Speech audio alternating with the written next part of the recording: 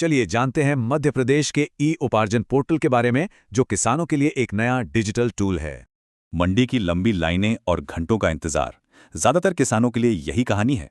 पुराने तरीके में थी लंबी लाइनें और बिचौलिए, अब है ऑनलाइन बुकिंग और सीधा पेमेंट।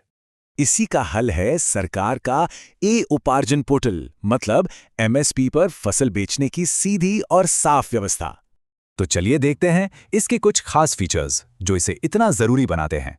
देखिए, ऑनलाइन रजिस्ट्रेशन, स्लॉट बुकिंग, सीधा पेमेंट और पेमेंट को ट्रैक करने की सुविधा, सब कुछ यही है। पोर्टल पर एकदम सही और आधिकारिक जानकारी मिलती है, जैसे कि ये फसल कैलेंडर। इससे भरोसा बनता है। और हाँ, ये पोर्टल रबी और खरीफ दोनों सीजन में काम करता है, गेहूं चने से लेकर धान सोयाबीन तक। और अगर कोई दिक्कत आए तो उसके लिए ये 24/7 टोल फ्री हेल्पलाइन नंबर भी है।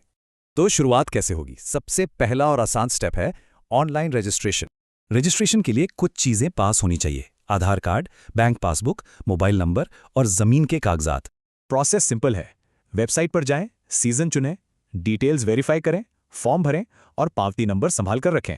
रजिस्ट्रेशन हो गया। अब सबसे जरूरी काम है स्लॉट बुक करना। इसके बिना फसल नहीं बिकेगी। बस लॉगिन करके ओटीपी से वेरीफाई करें, खाली तारीख और समय चुनें और कंफर्म करते ही टोकन मिल जाएगा। और फिर तय तारीख पर अपनी फसल और डॉक्यूमेंट्स लेकर खरीद केंद्र पहुंचना है, बस। अब बात करते हैं पेमेंट की। पोर्टल से पैसों का हिसाब किताब भी एकदम साफ रहता है।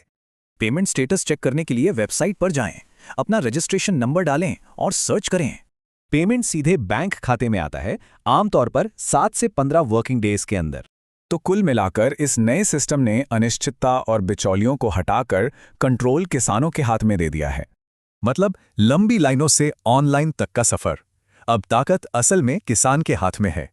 मध्य प्रदेश का ये मॉडल एक बड़ा सवाल भी खड़ा करता है: क्या यही पूरे भारत में खेती का भविष्य है?